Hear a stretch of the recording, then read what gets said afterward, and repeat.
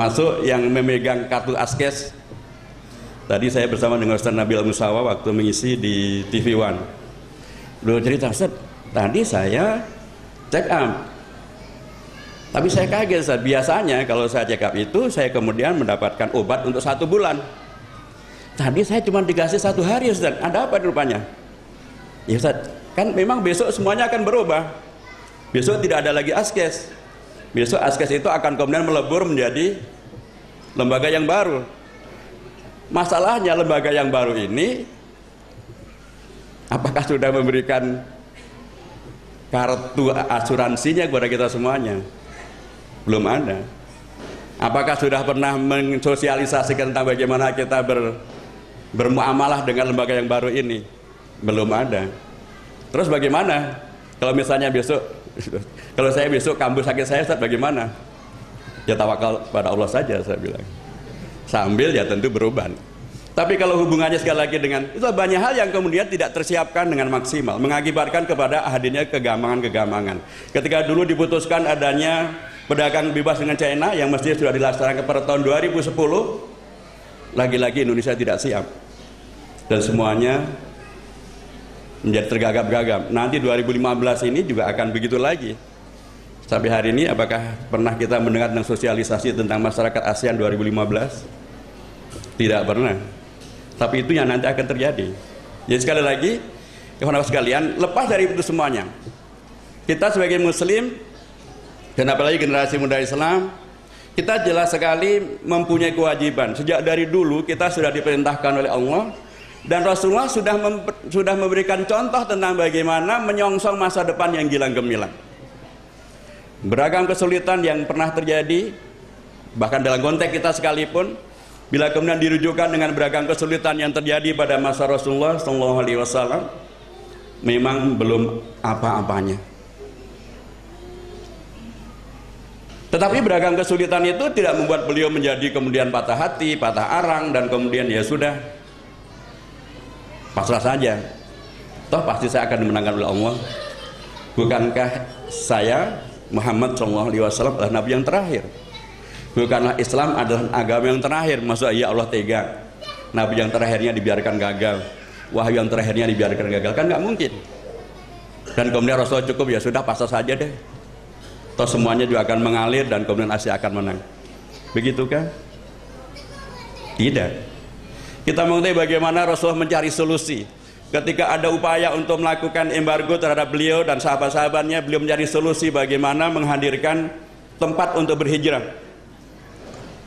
Dikirimkan hijrah untuk pertama kali ke Habasyah. Ketika kemudian upaya untuk terus-menerus menghabisi beliau dan para sahabatnya, beliau mencoba untuk mencari solusi. Selama musim haji, beliau bertemu dengan masyarakat pimpinan-pimpinan suku yang datang ke Mekah, ke Suq Uqaq, dan kemudian beliau mendakwahkan al-Islam. Bahkan ketika beliau mendakwahkan, selalu di belakangnya datanglah Abu Jahal dan Abu Lahab. Dan sejak Rasulullah mengatakan kepada para kepala suku untuk mendukung Islam, paman beliau justru yang mengatakan kadzdzab, dia penipu. Pernahkah antum ketika misalnya melakukan apakah namanya ketok pintu, atau apakah namanya direct selling, atau apakah namanya silaturahim, tapi pasti bukan blusuan. Karena sebenarnya kata blusuan itu kalau yang mengerti bahasa Jawa dan yang berlatar belakang budaya Jawa, itu blusuan adalah konotasinya negatif. Dilakukan oleh orang yang sesungguhnya tidak terhormat ke tempat-tempat yang juga sesungguhnya kurang terhormat, itulah blusuan. Jadi kita nggak pernah menggunakan blusuan karena kita memang tidak pernah blusukan. Dari dulu kita melakukan apa yang namanya dakwah atau silaturahim, ketok sejuta pintu, direct selling, apapun. Nah, ketika antum melakukan itu semuanya, pernahkah ada misalnya kemudian muncul di PKS Piungan cerita tentang ketika sedang melakukan blusuan kemudian dibilang Anda pembohong? Pernah? Tidak pernah, dan insya Allah tidak akan pernah. Memang ada cerita tentang bantuan yang ditolak ya, barangkali antum baca juga artikel itu hari ini. Tapi kalau antum baca isinya, subhanallah, luar biasa. Saya ingin mengatakan bahwa seberat apapun yang kita dapatkan sekarang ini, dan kemudian kita melakukan beragam upaya untuk menghadirkan solusi, masih tidak ada apa-apanya dibanding dengan masa Rasulullah. Bahkan pernahkah antum mendengar ada di antara kiadah kita kemudian disayembarakan, siapa yang bisa menemukan keberadaan pimpinan kita, maka dia akan diberikan reward 70 mercy misalnya. Dulu kan barang siapa yang bisa menemukan Muhammad, maka dia akan diberikan 70 onta. Bahkan mereka sudah bersepakat untuk mencincang habis, dan kemudian agar tidak dituntut diatnya, kemudian mereka melakukan konspirasi bersama dengan kepala-kepala suku yang ada di Mekah. Sampai kemudian pun mereka sebelumnya bikin konspirasi dan kemudian membuat pengumuman itu ditempelkan di Ka'bah. Itu semua sudah terjadi. Tapi Rasulullah memberikan kepada kita sebuah keteladanan yang luar biasa.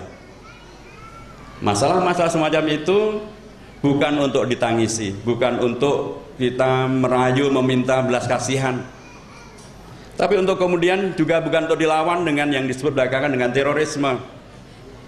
Karena kan tidak aneh ketika kemudian Rasulullah berada di Taif, mencoba mencari solusi terhadap permasalahan yang ada di Mekah, bukannya beliau mendapat kesambutan yang menggembirakan, bahkan anak-anak kecil pun mengejek beliau, melempar batu kepada beliau, bahkan meludahi beliau. Yang marah bukan beliau, yang marah adalah para malaikat yang oleh Allah ditugaskan untuk menjaga gunung. Dan mereka menyampaikan kepada Rasulullah, Rasulullah izinkan kepada kami, ya Rasulullah berdoalah kepada Allah agar Allah mengizinkan kepada kami untuk menghukum mereka.